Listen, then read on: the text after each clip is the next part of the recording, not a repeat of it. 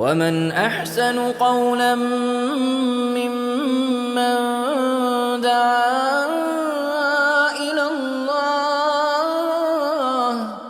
وعمل صالحا وقال إنني من المسلمين.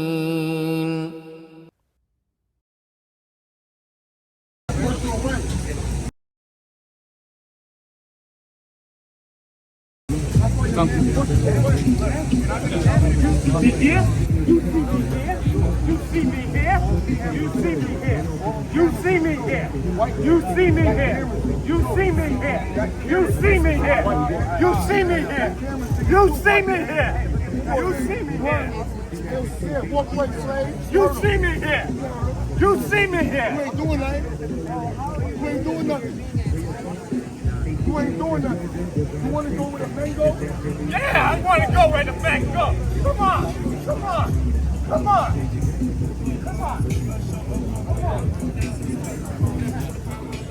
I feel like for 5 years I've been studying religion. I grew up Christian, and Islam is something that I started studying maybe 4 years ago. Gotcha. Started studying Arabic 3 years ago. Oh, you're well learned. I'm working on it. Nice. But really in the last year I've been focusing more. A little bit loud, but go ahead. Yeah, I've been focusing more on Islam itself. Nice. So I guess I was sitting over there thinking of what I would want to ask you, and there's one question that I've learned about within Christianity, but not as much within Islam. Okay. And it would be, well, first of all, I should ask, within Islam, God would be all-powerful. Allah all would be powerful, all capable. And all good. All good. Yeah. Yes.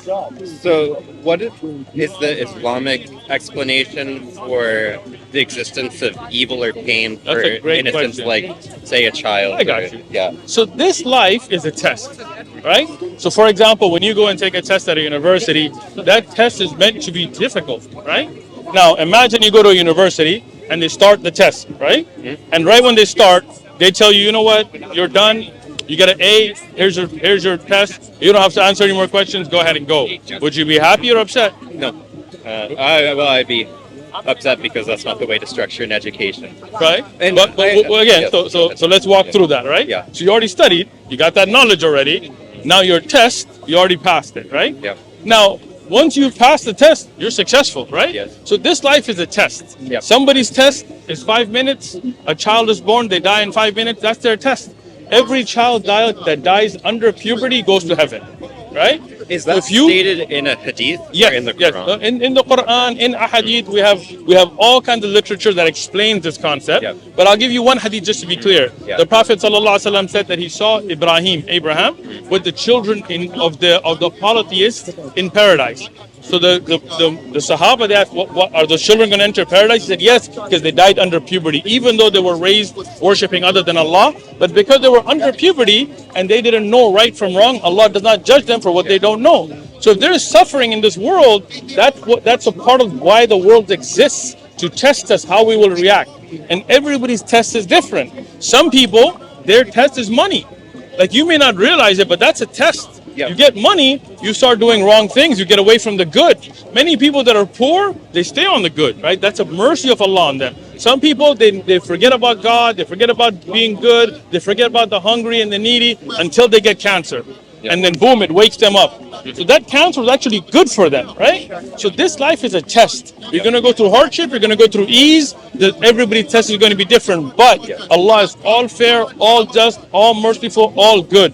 When the test is done, if you were a child and you got cancer and you died, you go to paradise, that test, you won't even remember it. That's how minute this life is compared to the hereafter. I understand that, and I agree with the argument for people like us that are capable of reasoning. Right. But for children, I just have a difficult time understanding it because if they're not able to reason, then what's the point of the test for them?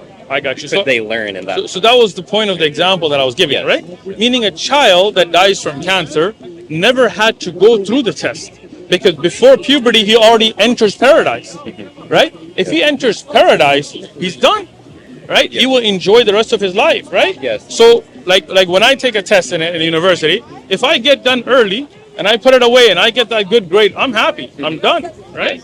So a child that goes through that hardship, he enters paradise from it. Yes. That was the end goal, right? Yes. I'll give you an example from the Quran itself, Go ahead. right? Allah talks about in Surah Al-Kahf about Khidr and Musa, right? Now Musa is a prophet, and Khidr, either a prophet or a close friend of Allah. So they go on a journey, and Musa, he wants to learn from Khidr.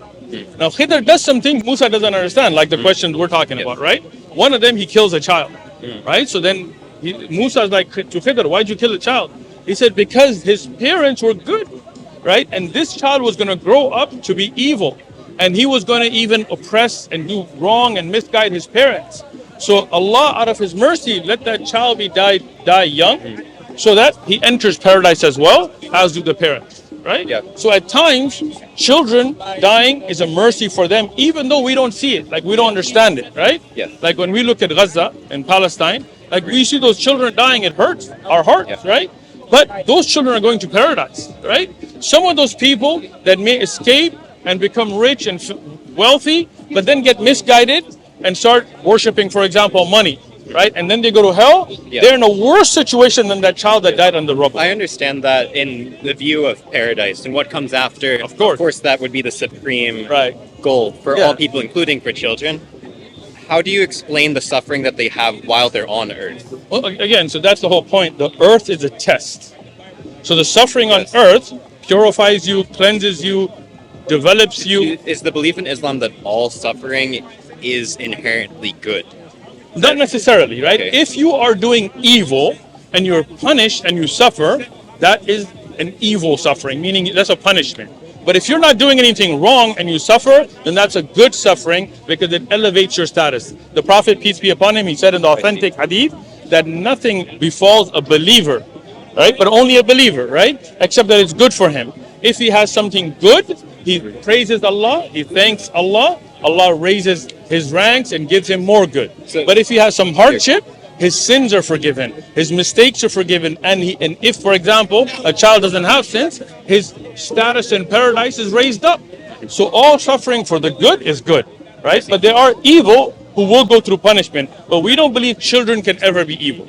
Children under bulugh are all good. Yep, I see. And also disabled people that aren't able to reason. Exactly. They're also The in that Prophet category. ﷺ said, there is three that the pen is lifted. I'm giving you all the evidence Yeah. for everything I say. It's not my opinion. appreciate it. Yeah, Yeah, good. thank you. It's authentic hadith where he said the pen is lifted from three. The child until he hits puberty, meaning that there is no sin upon them. Yeah. There is no recording of them. Then the insane person or a person out of their mental capacity until they gain their sanity or mental awareness. So people that are disabled or types of Down syndrome or types of autism, that's to an extreme where they don't understand right from wrong, they're also forgiven. There's no judgment for them, right?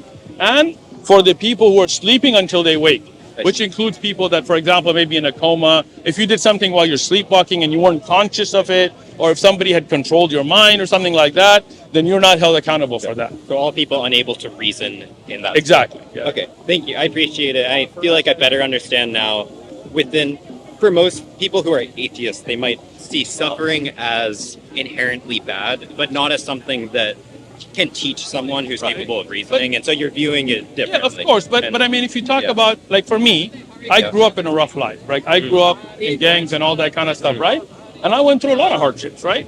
Today, when I think back about burying some of my friends or times when I was stabbed or something, I realized that made me who I am. And if I hadn't gone through that experience and if I hadn't gone through those sufferings and those hardships, I wouldn't be the person I am, right? Yes. So I thank Allah for it, right? So an atheist doesn't understand the concept of what life's all about, right? If you ask an atheist, what's the purpose of life? What would they tell you? Nothing, Yeah, right? They wouldn't got know. nothing, right? Or They it's wouldn't an know. Unanswerable question. to them. Exactly, right? So they can't even tell you what's the purpose of life. How can they explain suffering in life? How can they explain the miracle of childbirth? How can they explain the miracle of how the sun and the moon and the atmosphere and oxygen, carbon dioxide, all that works, right? They struggle. They struggle, right? And I grew up for much of my life, including the time I was in college, I didn't have a strong faith in God. So Right. Of course, the world is very confusing with that It is, perspective. right? May I ask you one more question? Please, ask away. Related but separate. Okay, God is all powerful, but there also exists, frequently mentioned in the Quran, Satan. Yes. what is the relationship between God and Satan, the power God has over Satan? Excellent. God is all powerful over Satan. Satan has no power of his own. He's only a test, right? He's only there to whisper to see who's going to stay true and who's going to fall. We don't believe, like some of the Christians believe, that the Satan is going to rule hell, right? Satan is going to be punished in hell, right? We don't believe Satan and God fight. God is all powerful. Satan has no power, right? Yep. When God created Adam, Satan was not happy about it because he was a jinn, right? He was a different creation, right? Yes. So he respectfully told God that why would you create this creation who's going to cause issues, and we're here for you, right? God told him, like, I know what you don't know, right? So this Satan, he rebelled, right? Because jinns and humans have ability to choose. Angels, they just do what they're ordered, right? Okay. They don't do evil. So he was one of the jinn. He was a jinn. At that time in creation. So were angels and the jinn created before humans? Yes. Okay. Yes. So Satan refused to bow, right? He refused to bow. Submit. Then what happens? So then he asks Allah for time till the day of judgment to prove that humans are not worthy. So Allah tells him, look, I will allow you to have this time to be a test, right? I'll give you an example, right? Let's say this is a human example just to understand, right? Let's say I run a dojo, right? And I want to give you a black belt in BJJ. And one of my students comes and says, you know what? This guy's not deserving of it. And I tell him, all right, you guys grapple. Let's see what happens, right? So here, Allah, the Creator, knew humans have good in them. He knew that some will be evil, right? He knows everything, but he knew generally humans are good, and that's true, right? So here he said, okay, look, I know what you don't know, but when the devil refused to bow, Allah gave him that opportunity to test humans, right? And whoever fails and follows him, like we're in New York, there's a lot of people out here worshiping money, that they don't care about what happens to the world. They don't care about what happens to the planet. They don't care about what happens to children in Palestine. They don't care about any of that. They just worry about dollars, right? Yes. If they can sell weapons to a genocidal maniac, they'll do it, right? Yes. So now those people that worship the devil and follow his ways will be punished in hell with him, right? But those people that take a stand, they worship none but Allah, they try their best even with their shortcomings, Allah will enter them into Jannah, and the Satan will see that those humans were good. So within this view, Allah allows Satan to exist. Yes. Allows Satan to attempt to test humans. Yes. So does evil then come from Satan but is allowed by So evil, look, all Satan can do is whisper. Right? It's like a temptation. It's a temptation, right? On the day of judgment, there's hadith on this, where the people will blame Satan. And Satan will say, look, I just whispered it to you. I didn't make you. Because he's only a jinn. And he's a jinn. And he will say, I fear Allah. Right? Satan himself doesn't claim to be God or powerful. No. Like Satan tempts you to try to make you look bad in front of your Creator. But it's your choice to obey or don't. Right? So evil comes from us. We make those mistakes. But Allah guides us towards the truth. Allah brought you here today. Right? It's not an accident. I'm from San Diego, right? Yep. I came all the way to New York. Allah brought you. You were sitting, you were looking at us. Welcome to New York. Thank you. Good to be here. See, you didn't have to be standing with us, right? You could be right now smoking some weed. You could be drinking. But instead, you're having this good conversation. Yes. So when you make the right choices, Allah guides you. Allah protects you. Allah raises your ranks. Allah forgives you, right? Now, if you decide, I don't care about anything. I just want to live it up. I'm going to worship the devil. I'm going to worship whatever. I'm going to worship money. I'm going to do whatever it takes. I don't care if I got to go to Diddy parties or whatever. Then that's your choice, right? Don't blame Allah for it, right? And even Satan himself, he can't force you to it, right? He's just a test, right? Just like, I don't know if you have kids, right? I do not. All right, I got kids. That's my son right there, and I got one more son, and I got 2 daughters, right? Congratulations. Thank you. So when my kids were young, sometimes they tell me, hey, this guy told me to do this. And I would tell them, look, that's him, but it's your choice. You can choose for yourself. Exactly. If he tells you jump off a bridge, you're going to jump, right? Yeah. So if somebody tells you jump off a bridge and you jump, you're the moron, right? The guy, whatever he was messing with you or whatever, but it was your choice, right? Satan has no power. He is only a temptation. Allah has all the power. I see. Okay. Make sense? Yeah. No, thank you so much for the answer. So what about yourself in your journey? You believe in God now? I've been speaking with my friends about this for a long time now, and I have studied many different arguments about the existence of God. I've studied all sorts of different philosophers. I personally didn't find any of those arguments convincing enough. All right. So now I'm at the point in which I want to attempt practicing Okay, a good. faith. Let me show you one thing real quick. Yeah. How you doing, Habibi? Sadiq, can you get my blue Quran? It's in the Chumi bag. It's on the right side of the blue Quran. Oh, Jazakallah khair. Yeah, I want to see whether there is something that I could experience through opening myself up to. I got you. Relax. Yeah, this is my Quran. Yeah, you have a Quran? Yes. Okay, good. So you can look these verses up when you get home, right? But I just want to show it to you, right? This is Surah Anbiya in the Quran. It's the 21st chapter. This is verse number 33. Okay. It says, and it is He who created the night and the day, the sun and the moon, all the heavenly bodies in an orbit are swimming. Right? The fact that the sun and the moon and all the planets have an orbit was something unknown to the Arabs of the time, right? I've studied all of these different scientific miracles in the Quran, and they are beautiful and they're convincing. Nice. And there are a number of them that I've got all these marked up. Yeah. Yes, and I've studied those. I've been looking at them for the last, few months. But I'm saying is, yes, can a man in a desert who cannot read or write know the sun has an orbit, right? Like the moon's orbit, like again, so just to be, I don't know, like when you see the sun go across the sky, that's not the orbit of the sun, right? That is the earth rotating, from what scientists tell us, So the orbit of the sun is not around the earth. It is a very, very slow orbit around the center of the galaxy, right? According to scientists, right? The Hubble telescope found traces and things of movement and so on, right?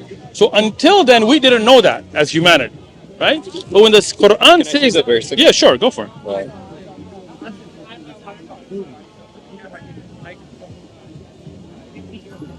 Okay.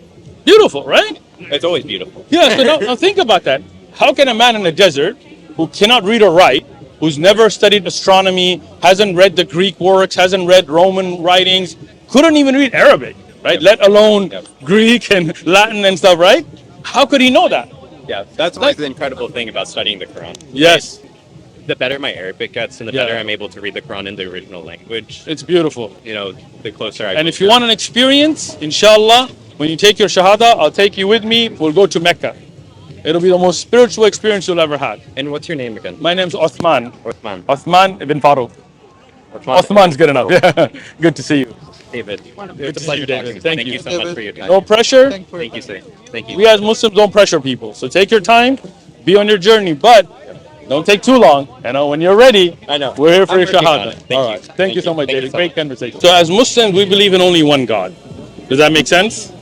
We don't worship people, we don't worship idols, we don't worship prophets, we don't worship stones, we don't worship saints, we don't worship graves. We only worship the one creator that created everything. The one that created the sky, the one that created the earth, the one that created all of us, that loves us, that wants us to be on the right path.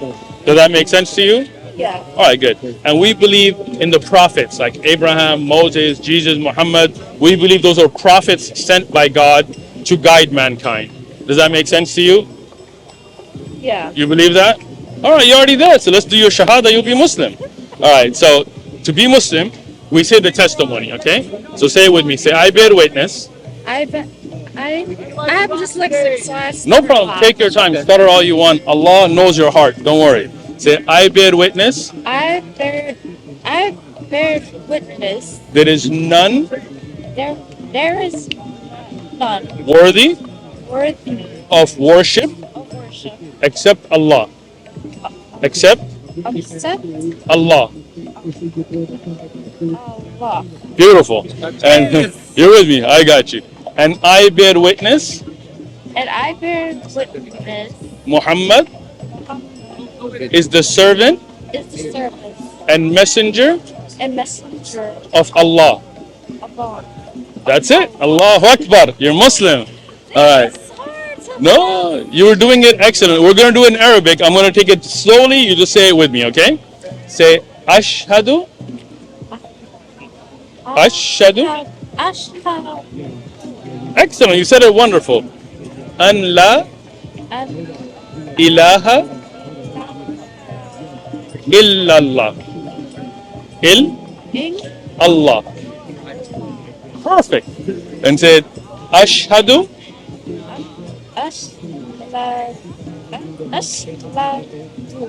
أن محمد رسول الله. Allahu Akbar. That was beautiful. You're Muslim. You have the belief. This is the best day of your life. Your entire past, the sins are forgiven. It's like a new day for you. All right? We're going to give you some books. Are you in New York?